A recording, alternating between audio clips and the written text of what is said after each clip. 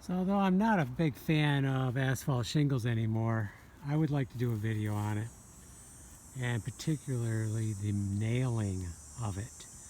So here's an example of a nail that's, in my opinion, just right. It's to the surface. It's flat. I don't know if you can tell that, but it's flat to the surface. Fine. That's the way it should be nailed. Now here's another one. Okay, this one's a little past the surface, so that's not good. And then we have another example here, kind of an extreme case. In my opinion, it went right through the shingle, and it might be flat to the next layer down. So that's just not good. And where is that? It's right here. It's about an inch up from this edge, right there. So, you can't tell. You can't tell. You can't tell how it's nailed. You can't tell where it's nailed. When you just look at it, it looks fine. It looks normal. It's the way it should be.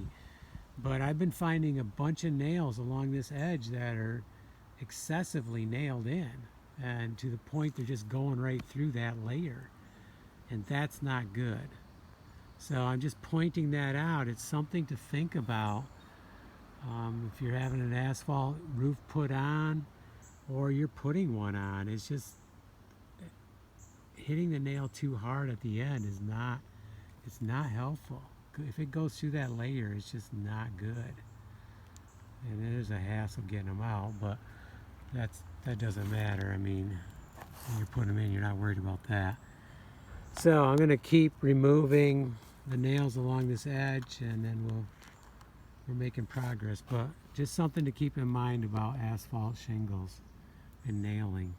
And maybe I know they use air guns a lot. I have never used one on shingles like this. I know that's what the standard is now. Maybe they're set better. Also, the angle, it's very important that they're put in at the angle of the roof so that they set flat, because if you don't want one side going through the shingle and the other side even. So how they're put in makes a big difference, the angle. Okay, let's keep working.